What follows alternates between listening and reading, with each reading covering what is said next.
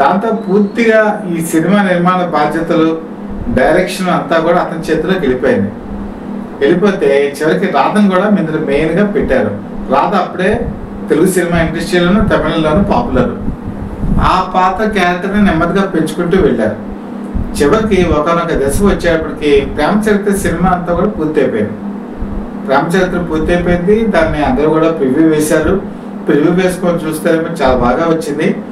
రమేష్ బాబు కెరీర్లో ఇది ఒక మంచి చిత్రం అవుతుంది, రమేష్ బాబు ఒక టర్నింగ్ పాయింట్ అవుతుందని ఎక్స్పెక్ట్ చేసినటువంటి చిత్రం ఈ ప్రేమ చరిత్ర. ఎందుకంటే రాజేంద్ర మీద ఉన్నటువంటి నమ్మకం.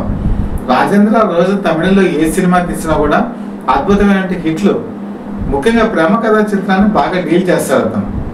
ఆ కథని నడిపించే తీరు, కథా గమనం ఆ రోజు యువతని బాగా ఆకట్టుకునేది. పైగా అతని మ్యూజిక్ పాటలు కూడా యువతని అట్రాక్ట్ చేసేవి.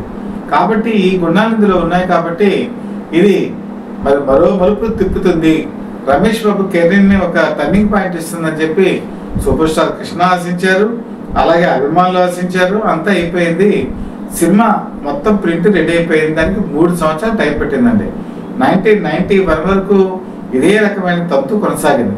ఆ రోజుల్లో సినిమా ఎలా ఉండేదంటే, ఒక సినిమా కృష్ణ కానీ లేకపోతే రమేష్ బాబు కానీ తీస్తే, వాళ్ళే కదా నీకు ఎవరైనా తీస్తే 40-50 డేస్లో సినిమా కంప్లీట్ అయిపోయేది.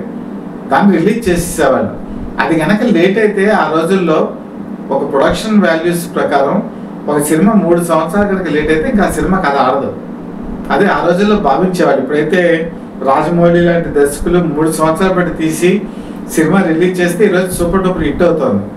ఆ రోజుల్లో అలా కాదు. 3 సంవత్సరాలు కనుక అయిపోతే కథ మీద ఎవరికి ఇంట్రెస్ట్ ఉండేది కాదు. అలా ఫెయిల్ అయిపోయిన సినిమాలు చాలా ఉన్నాయి.